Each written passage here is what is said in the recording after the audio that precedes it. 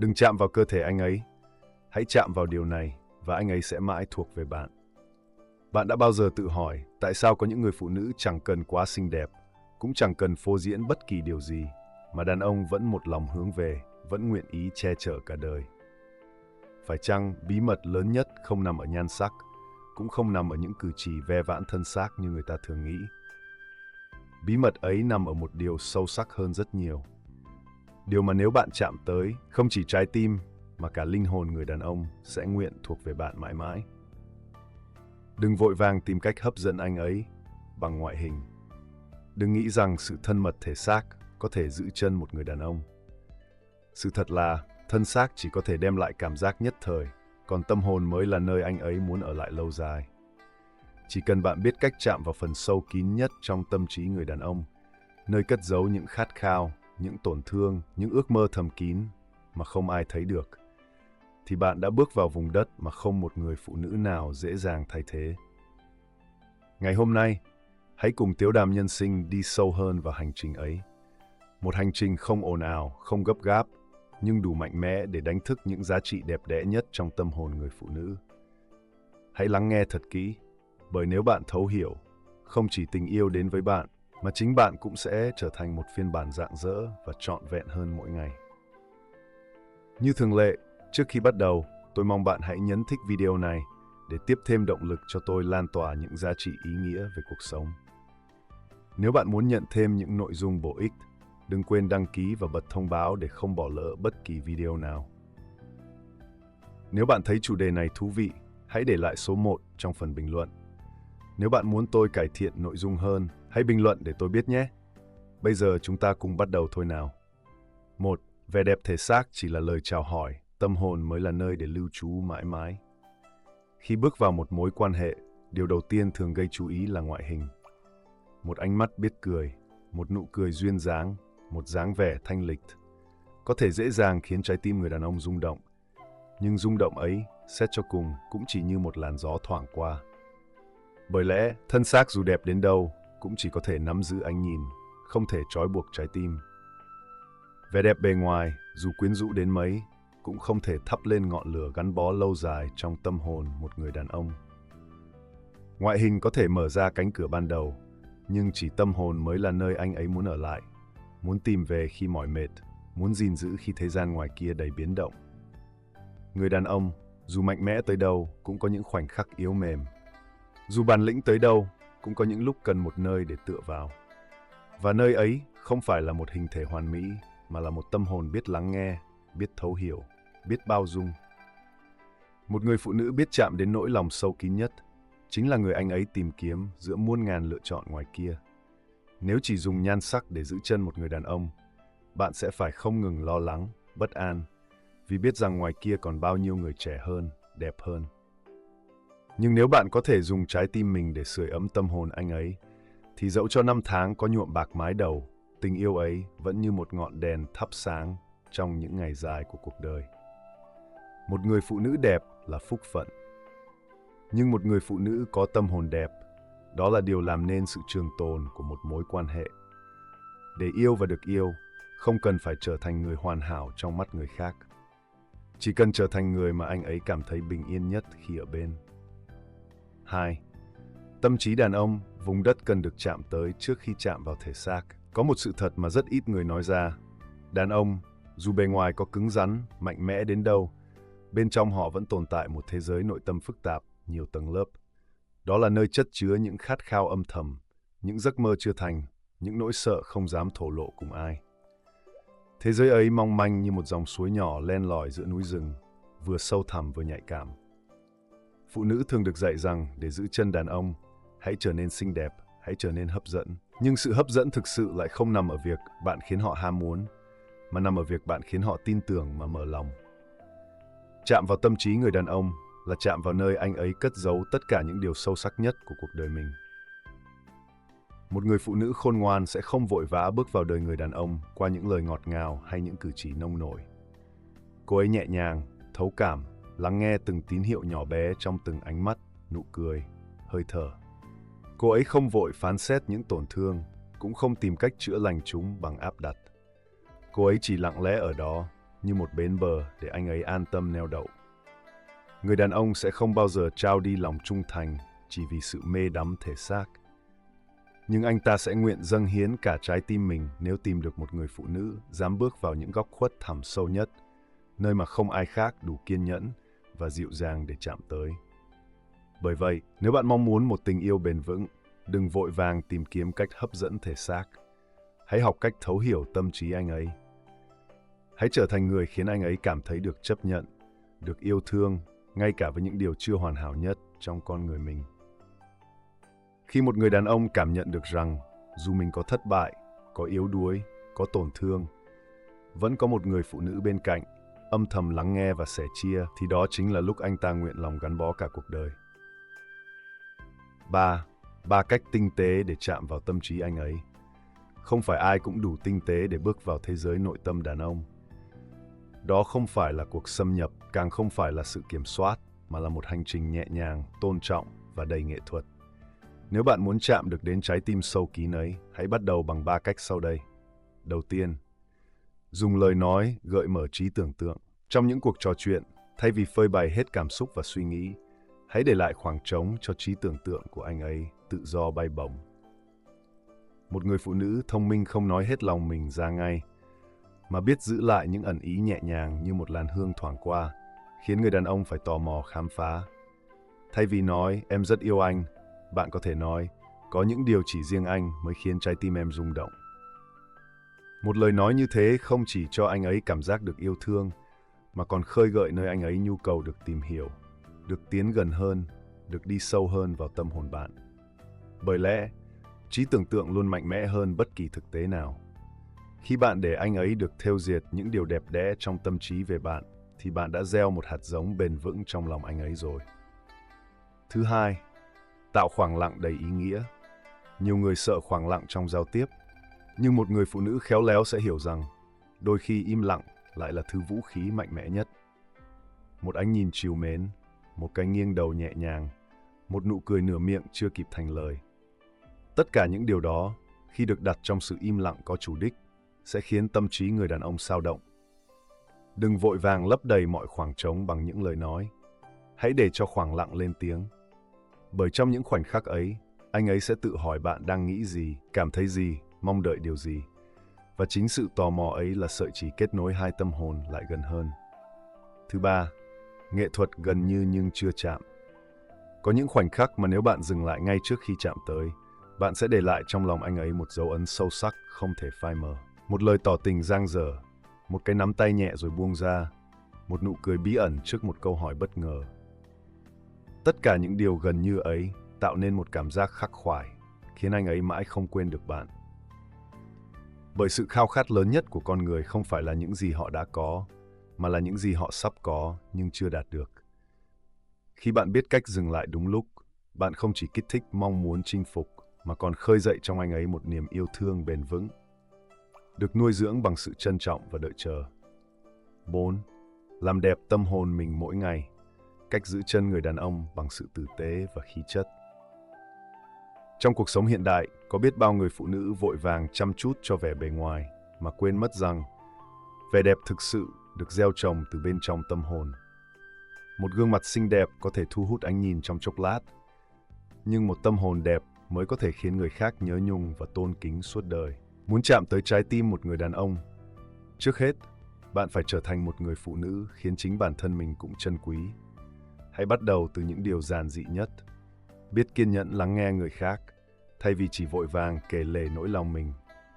Biết mỉm cười trước những khó khăn, thay vì oán trách cuộc đời.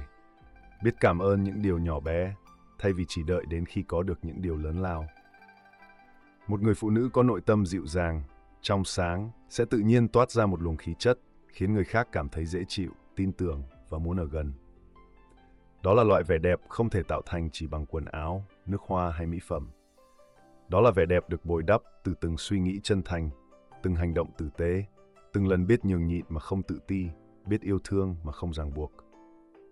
Và đặc biệt, hãy luôn nhớ rằng sự dịu dàng không phải là yếu đuối. Sự bao dung không có nghĩa là nhu nhược. Sự kiên nhẫn không phải là cam chịu. Người phụ nữ mạnh mẽ nhất không phải là người nói to, bước nhanh, mà là người giữ được bình yên trong tâm hồn giữa những dông bão của đời người. Khi bạn trở thành người phụ nữ như thế, bạn không cần lo lắng phải níu giữ ai. Chính người đàn ông của bạn sẽ muốn ở lại. Chính anh ấy sẽ tự nguyện che chở cho bạn, nâng niu bạn như một phần quý giá nhất trong cuộc đời mình. Bởi vì một tâm hồn đẹp tự nó đã là một loại sức mạnh vô hình, khiến cho ai đã gặp, đã cảm nhận, thì mãi mãi không thể nào quên. 5. Tình yêu bền lâu không cần chiếm hữu, chỉ cần sự kết nối tâm hồn. Trong sâu thẳm trái tim, mỗi người đàn ông đều khao khát tìm thấy một nơi để quay về, một người để sẻ chia những điều thầm kín nhất mà ngoài thế gian không ai hiểu được.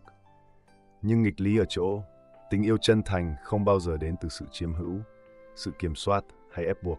Nó chỉ nảy nở và lớn lên từ sự tự do trong tâm hồn và sự kết nối tự nhiên, nhẹ nhàng như hơi thở. Một người phụ nữ dùng vẻ ngoài để chiếm lấy trái tim đàn ông có thể sẽ thành công trong khoảnh khắc. Nhưng một người phụ nữ biết chạm vào tâm hồn anh ấy, thì dù thời gian có trôi, dù ngoại cảnh có đổi thay, sự gắn kết ấy vẫn vững bền như ngọn lửa nhỏ trong đêm đông, ấm áp mà lặng lẽ, kiên định mà bền bỉ. Để làm được điều đó, người phụ nữ cần học cách yêu thương một cách trong sáng. Yêu mà không ràng buộc, thương mà không chiếm hữu, quan tâm mà không kiểm soát, cho đi mà không toan tính thiệt hơn. Sự kết nối tâm hồn là thứ khiến người đàn ông cảm thấy mình được là chính mình nhất khi ở bên bạn. Anh ấy không phải gồng lên để chứng tỏ điều gì, cũng không cần đeo những chiếc mặt nạ mạnh mẽ ngoài đời thường.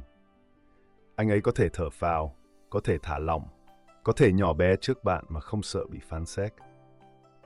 Và chính trong sự bình yên đó, tình yêu lớn lên tự nhiên, vững chãi. Bạn không cần phải lo lắng về những cám dỗ ngoài kia. Bạn không cần phải mệt mỏi giành giật một vị trí trong lòng ai đó.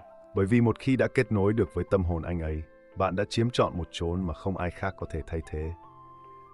Tình yêu bền lâu không cần những lời thề non hẹn biển, cũng không cần những sự trói buộc hình thức. Chỉ cần hai tâm hồn khi đứng cạnh nhau đều cảm thấy bình yên, đủ đầy và tự do. Ấy mới là tình yêu đích thực. Bạn thân mến, trong hành trình kiếm tìm và gìn giữ tình yêu, có biết bao người phụ nữ đã lầm tưởng rằng chỉ cần đẹp hơn, hấp dẫn hơn, giỏi giang hơn là đủ để giữ chân một người đàn ông. Nhưng sau cùng, điều khiến một người đàn ông thực sự ở lại không phải là nhan sắc, không phải là sự hoàn hảo, mà là một tâm hồn biết lắng nghe, biết sẻ chia và biết thấu hiểu. Đừng vội chạm vào thân xác anh ấy để mong níu giữ tình yêu. Hãy chạm vào tâm trí anh ấy, chạm vào thế giới thầm kín và chân thật nhất trong lòng anh ấy. Khi bạn làm được điều đó, bạn không chỉ khiến anh ấy yêu bạn bằng đam mê, mà còn yêu bằng lòng tôn trọng, bằng sự nguyện ý và trân trọng cả cuộc đời. Hãy bắt đầu từ hôm nay, bằng cách làm đẹp tâm hồn mình mỗi ngày. Dịu dàng mà kiên cường, bao dung mà không đánh mất giới hạn. Yêu thương nhưng không vội vã. Biết lắng nghe chính mình, biết lắng nghe người bên cạnh, và biết thắp sáng cuộc sống bằng chính ánh sáng nội tâm của mình. Một người phụ nữ có tâm hồn đẹp sẽ tự nhiên thu hút những điều tốt đẹp đến với mình, như hương thơm của một đóa hoa không cần quảng bá mà ong bướm vẫn tự tìm đến. Và người đàn ông xứng đáng khi cảm nhận được sự an yên ấy từ bạn sẽ không bao giờ muốn rời xa. Bạn không cần phải trở thành ai khác, chỉ cần trở thành phiên bản đẹp nhất của chính mình. Một người phụ nữ biết cách chạm vào tâm hồn người khác bằng sự chân thành, dịu dàng và trí tuệ. Đó mới là thứ tình yêu vững bền theo năm tháng. Đó mới là cách bạn khiến anh ấy mãi thuộc về bạn. Không phải bằng sợi xích hữu hình, mà bằng một sợi dây vô hình bền chắc nhất, sự kết nối từ tâm hồn. Quý vị thân mến, trong phong thủy, mỗi một cánh cửa đều giống như một sự lựa chọn trong đời sống, âm thầm định hình vận mệnh và phúc phần của một gia đình. Có người thích mở toang cửa để đón gió, để cảm thấy thông thoáng.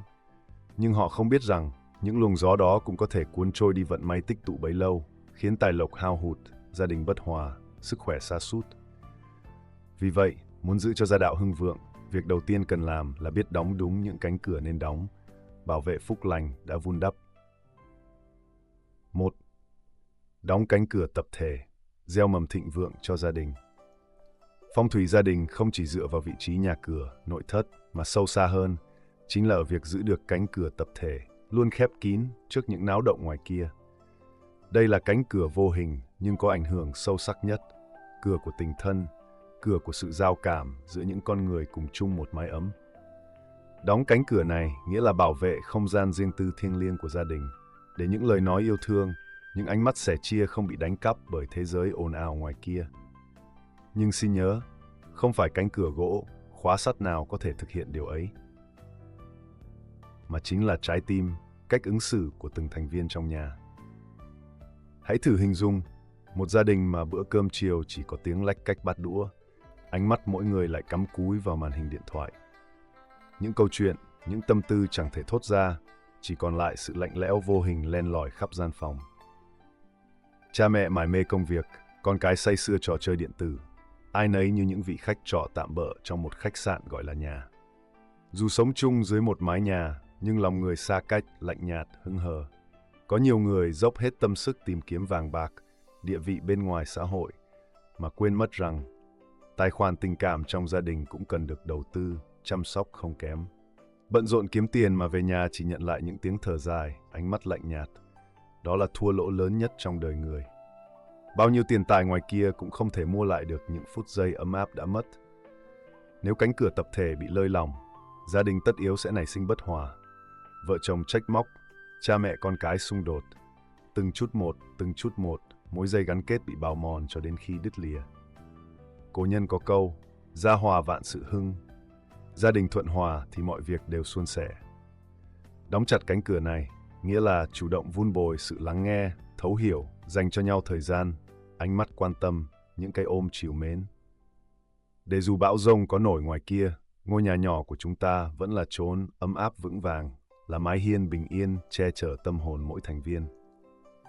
Giữ được cánh cửa này cũng giống như giữ được ngọn lửa ấm áp trong một căn nhà gỗ giữa trời đông băng giá. Ngoài kia có lạnh đến đâu, có gió tuyết phủ vùi thế nào, thì bên trong vẫn là một thế giới ngập tràn yêu thương và sự sống. Ngược lại, nếu bỏ mặc cánh cửa ấy, mặc cho cảm xúc nguội lạnh, sự xa cách dần xâm chiếm, thì chẳng bao lâu, căn nhà cũng trở thành một nơi hoang vu trống trải, dù vật chất có dư dả đến đâu cũng không thể cứu vãn. Một số người nghĩ rằng giữ khoảng cách trong gia đình là một cách để tránh tổn thương. Nhưng kỳ thực, sự lạnh lẽo của tâm hồn còn gây ra nỗi đau sâu sắc hơn bất kỳ vết thương thể xác nào. Bởi vậy, muốn gia đình vững bền và thịnh vượng, hãy đóng cánh cửa này bằng những hành động cụ thể. Cùng nhau ăn bữa cơm tối không thiết bị điện tử, trò chuyện về một ngày đã qua, dành thời gian cùng làm việc nhỏ như chăm sóc cây cảnh, chơi trò chơi, hay đơn giản chỉ là ngồi yên bên nhau. Hãy nhớ rằng, nhà không chỉ là nơi trú ngụ của thân xác mà còn là bến đỗ của tâm hồn. Khi mỗi thành viên đều thấy mình được yêu thương, được lắng nghe, thì gia đình sẽ trở thành một cội nguồn sức mạnh bất tận. Và cũng từ đó, phúc khí, tài lộc, sức khỏe, tất cả sẽ tự nhiên mà dồi dào, viên mãn. Giữa thế giới xô bồ, nhà là nơi duy nhất mà bạn không cần đeo mặt nạ. Giữa những áp lực nặng nề, gia đình là dòng suối ngọt mát, tưới tẩm lại tâm hồn khô cằn. Muốn bảo vệ phúc đức, giữ gìn tài vận, trước tiên hãy học cách đóng cánh cửa tập thể này. Đóng bằng tình thương, bằng sự sẻ chia, bằng lòng kiên nhẫn và bao dung. Đó chính là phong thủy đẹp đẽ nhất, lâu dài nhất mà bất kỳ gia đình nào cũng cần có. 2. Đóng cánh cửa tin đồn, bảo vệ sự bình yên trong từng nhịp thở. Trong đời sống hàng ngày, không ít người vì một lời đồn vô căn cứ mà rối loạn tâm trí, đánh mất sự an nhiên vốn có. Tin đồn tựa như những cơn gió độc, tuy vô hình nhưng lại đủ sức thổi bùng lên những ngọn lửa bất an trong lòng người, thiêu rụi hạnh phúc gia đình từng chút một. Khi ngoài chợ có người hô lên, bắp cải có độc, dưa chuột không ăn được, lập tức cả khu chợ náo loạn. Người người hoang mang, ai nấy đều vội vã quay lưng bỏ đi. Thế nhưng sự thật chỉ đơn giản là một vết sâu nhỏ trên chiếc lá, một điều hoàn toàn vô hại. Chỉ vì một câu nói thiếu kiểm chứng, lòng người liền tan tác. Trong cuộc sống cũng vậy, rất nhiều tin tức nửa vời, những cái gọi là thông tin nội bộ, bí mật tiết lộ, thực chất chẳng khác gì những chiếc lưỡi dao vô hình, gây thương tích cho những trái tim nhẹ dạ cả tin. Điều đáng tiếc là, thay vì bình tâm tìm hiểu, nhiều người lại dễ dàng chạy theo những lời đồn, để rồi tự rước phiền não vào nhà, gieo sóng gió vào gia đình mình. Nếu không biết đóng cánh cửa tin đồn, gia đình sẽ giống như một ngôi nhà không có tường thành, dễ dàng bị bão tố bên ngoài xâm lấn. Bởi vậy, việc canh giữ cánh cửa này thực chất là để canh giữ chính sự bình yên nội tại, Từ đó mới có thể dưỡng phúc, tích đức cho đời sau. Trong gia đình, nếu ai cũng biết giữ cho lòng mình tỉnh táo, không vội vàng tin theo những gì chưa được xác thực, không thêu dệt thêm những điều không rõ ràng, thì mới có thể bảo vệ được sự hòa thuận, ấm êm. Khi những lời đồn thổi gõ cửa, hãy học cách mỉm cười mà lặng lẽ khép lại. Khi thiên hạ đồn đoán điều xấu về ai đó, hãy chọn niềm tin thay vì nghi ngờ, chọn yêu thương thay vì phán xét. Bởi một lời tin nhầm cũng đủ để làm rạn nứt tình thân, còn một lần giữ vững chính niệm sẽ cứu vãn được cả một mái ấm. Phong thủy gia đình tựa như một thửa ruộng quý giá, cần có những hàng rào vững chắc để ngăn ngừa cỏ dại từ bên ngoài xâm nhập. Cánh cửa ấy không chỉ để ngăn điều dữ, mà còn để giữ gìn sự an ổn, giữ lại những yêu thương thuần khiết bên trong. Ngày nay, nhiều người lầm tưởng rằng việc mở toang cánh cửa, đón lấy mọi tin tức nóng hổi là biểu hiện của sự nhanh nhạy, hiện đại. Nhưng thực tế, đó lại chính là nguyên nhân khiến cho lòng người bất ổn, gia đình bất an, niềm tin lỏng lẻo như tấm lưới thùng. Ngôi nhà suốt ngày mở cửa không phân biệt đúng sai, chỉ đón lấy đủ thứ lời đồn thất thiệt, chẳng mấy chốc mà của cải hao hụt, hạnh phúc tiêu tan. Ngược lại, những mái nhà biết khép kín cửa tin đồn, gìn giữ sự tĩnh lặng và chừng mực trong lòng, thì phúc lành chẳng hẹn mà đến, niềm vui tự khắc ở lại. Hãy nhớ rằng, đóng kín cánh cửa tin đồn chính là mở ra cánh cửa bình yên. Chỉ khi không bị thế gian xô bồ quấy nhiễu, chúng ta mới có thể thảnh thơi thưởng thức vẻ đẹp đích thực của đời sống gia đình. Vì vậy, trong cuộc đời đầy những thị phi và xao động, hãy khôn ngoan đóng lại cánh cửa này. Hãy để ngôi nhà của mình luôn là một vùng đất thanh sạch, nơi những lời đồn đại không thể bén rễ, nơi chỉ có lòng tin, tình yêu thương và niềm vui giản dị nảy nở. Đóng cửa lại, phúc lành tự đến, bình yên như hương hoa đầu mùa, sẽ âm thầm lan tỏa và ở lại mãi mãi trong từng hơi thở của gia đình. Trong thế giới hôm nay, khi cuộc sống ngoài kia ngày càng ồn ào, xô bồ và đầy cám dỗ, thì một gia đình yên ấm, thuận hòa lại trở thành báu vật vô giá mà không phải ai cũng gìn giữ được. Muốn bảo vệ được phúc lành cho gia đình, trước tiên, mỗi người cần học cách đóng lại những cánh cửa không cần thiết. Đóng cánh cửa tập thể để bảo vệ tình cảm gia đình trước sự lạnh lẽo vô hình của công nghệ và nhịp sống bận rộn.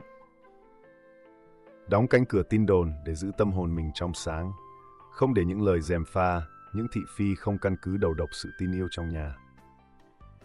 Bởi lẽ, nhà không chỉ là nơi trú chân mà là bến đỗ của yêu thương. Gia đình không chỉ là nơi ở, mà còn là chiếc nôi ươm mầm cho bình yên, cho hạnh phúc dài lâu. Chúng ta có thể mất đi rất nhiều thứ ngoài xã hội, nhưng nếu giữ được một mái ấm êm đềm, một gia đình hòa thuận, thì đó đã là thành công lớn nhất của đời người. Hãy nhớ rằng, đóng kín những cánh cửa gây bất ổn, mở rộng lòng yêu thương. Đó chính là phong thủy tốt nhất, là phép dưỡng phúc cho gia đình qua nhiều thế hệ.